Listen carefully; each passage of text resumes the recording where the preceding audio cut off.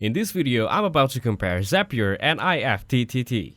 Zapier is an automation tool that connects various web applications, allowing users to automate repetitive tasks without coding. It is specially suited for business applications and complex workflows. One of its main advantages is a wide range of integration supporting thousands of apps like Slack, Google Sheets, and Trello. Users can create multi-step workflow, known as Zaps, and customize action with conditional logic.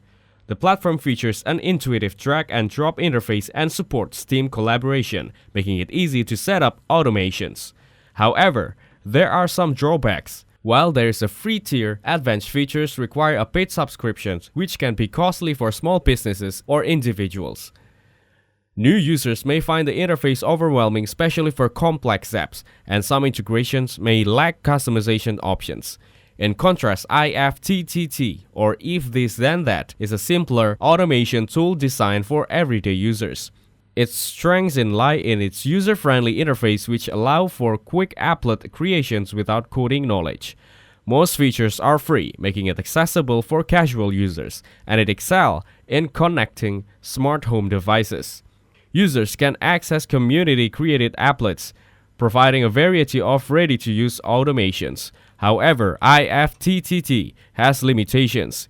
It offers fewer integrations compared to Zapier, particularly in business tools, and in automations capabilities are generally simpler, lacking multi-step workflows or conditional logic.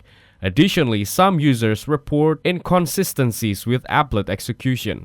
Zapier is ideal for business needing advanced automations, while IFTTT is better suited for casual users seeking simple automations, especially in smart home environments.